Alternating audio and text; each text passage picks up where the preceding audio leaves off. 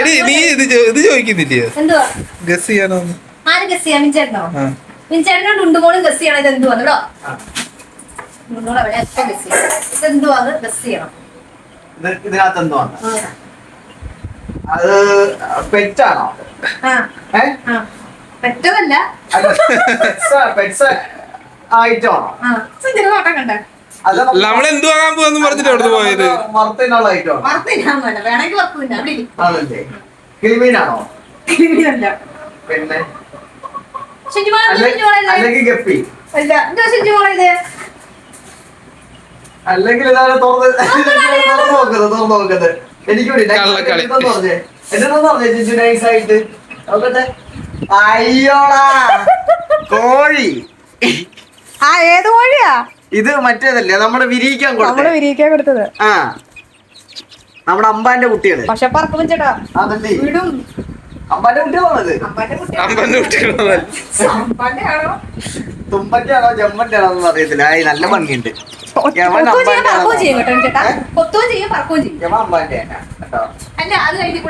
അല്ല ഇത് അമ്പാന്റെ ആണെന്ന് തോന്നുന്നു. കാരണം ചെറിയൊരു ലക്ഷണമൊക്കെ ഉണ്ട്. അമ്പാന്റെ ആണോടാ നീ? സത്യം പറഞ്ഞോ? കുടുംബത്തെ അറ്റത്തില്ല.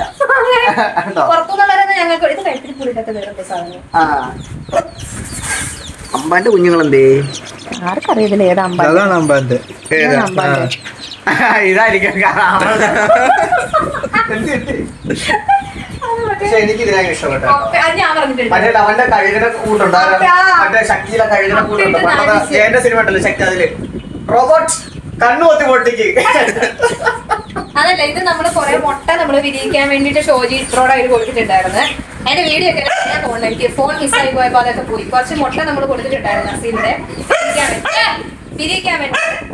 അപ്പൊ വിരിയിച്ച് കഴിഞ്ഞപ്പോ വന്ന പ്രശ്നം എന്താന്ന് വെച്ചാൽ ഇതിൽ അസീൽ ഏതാന്ന് ആർക്കും അറിയത്തില്ല, നമുക്ക് അറിയത്തില്ല. ലാസ്റ്റ് കണ്ണി കണ്ട മൂന്നാം കുളത്തിൽ എടുത്തോണ്ട് മൂന്നാം തന്നെ ഇട്ടിട്ടുണ്ട്.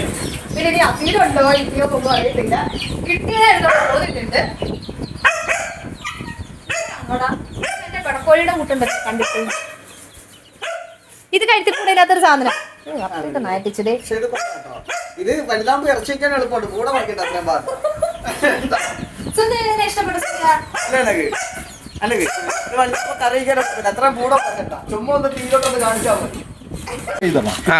ഒരു കുഞ്ഞിനെ എടുക്കണേ എന്തോ അത് തമ്പ് തരുമെന്ന് വിചാരിക്കും. കള്ളവും ഇല്ല ചതിവും ഇല്ല എന്ന് പറഞ്ഞു.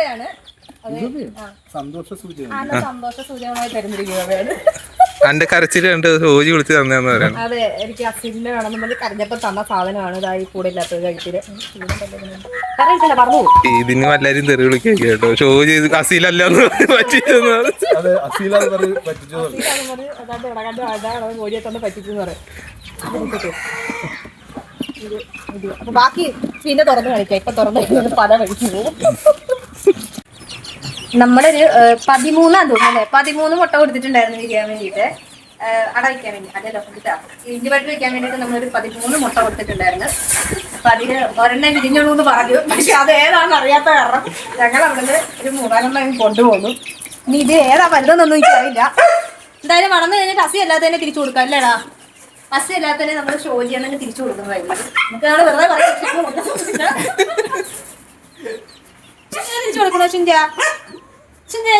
ഇഷ്ടപ്പെട്ടു. പത്തല്ല നിഞ്ച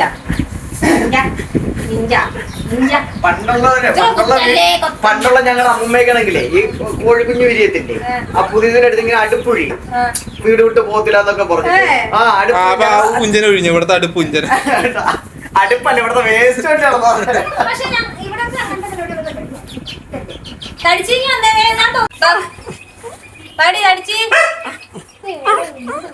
ഈ മനമ്പരെ നാളെ കൊണ്ട് കൊടുക്കും ചേട്ടാ. ഇവരെല്ലാം ചെയ്യുന്നുണ്ട്. നാളെ ഇവരെല്ലാം ചെയ്യുന്നുണ്ട്. രാവിലെ അവനെ ഇറക്കി എല്ലാം ചെയ്യിപ്പിച്ചു. അവല്ല ടപ്പേന്ന് ചെയ്യുന്നുണ്ട്. വന്ന് നമ്മുടെ പുറത്തെടുക്കുന്നല്ലേ. വയലറ്റിന്റെ കഴിവ് മൊത്തം തള്ളി താഴെയല്ലേ. പിന്നെ കിട്ടുന്നില്ല കേട്ടോ അതിനെ. ചാടുവാടാ നിങ്ങൾ കണ്ടിട്ട് മറ്റേ ചേട്ടാ കഴി എഴുതി കൂട്ടുന്നത്. എന്റെ പേര് ബ്രിട്ടോ. വിട്ടോ വിട്ടോ സുന്ദര വിട്ടോ എവിടെ വെക്കണ്ട. തള്ളി താഴെടാ അവര് അതിനെ. ചോദിച്ചറിയോ തുഞ്ചറിയോ പൂടെയൊന്നുമില്ല, തിന്നാൻ സുഖമായിരിക്കും.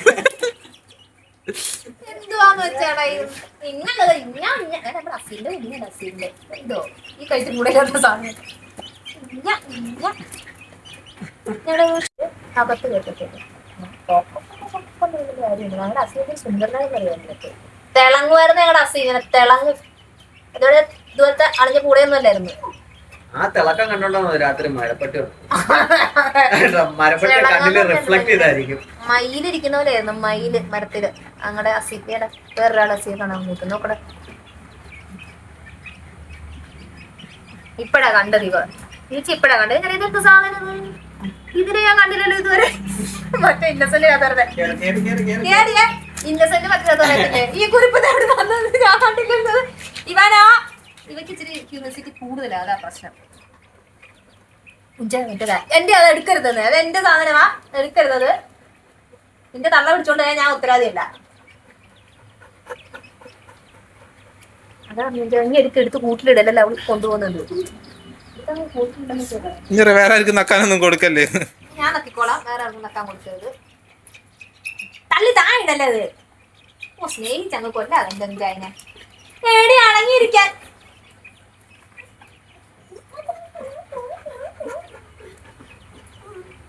സത്യം പറയണേ, നീ ഞങ്ങളുടെ അസീന്റെ കുഞ്ഞാണ്. ഞാൻ എനിക്കൊന്നും വേണ്ടി ഈ വട്ടറയുടെ ഇരിക്കാന്ന്. അവിടെ ഒരു പട്ടി, ഇവിടെ ഒരു പട്ടി. ഞങ്ങളുടെ ഡുണ്ടുമോൾ എന്ത് പാല് പട്ടിന്ന് ഈ ഒളിഞ്ഞു നോക്കുന്നതെന്നറിയാം. ഒളിഞ്ഞോട്ടം പിന്നെ ഇവർക്ക് പണ്ടേ അറിയാനും പഠിപ്പിച്ചു കൊടുക്കേണ്ട കാര്യമൊന്നുമില്ല. അല്ലെങ്കിൽ എന്ത് ഒളിഞ്ഞു നോക്കുന്നതെന്നറിയാം. ഞങ്ങൾ ഇന്നലത്തെ മുതലുകളെ ഇവിടെ ഇറക്കി വിട്ടു.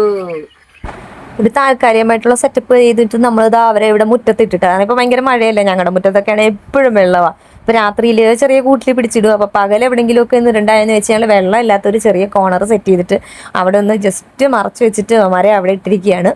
ഫുഡൊക്കെ കൊടുത്ത് വെച്ചേക്കുക. ഫുഡ് കൊടുത്തു കഴിഞ്ഞാൽ തിന്നു കഴിഞ്ഞാൽ എല്ലാം അങ്ങോട്ടും ഇങ്ങോട്ടും കിടന്ന് കൊത്തിടുന്ന കാണാം.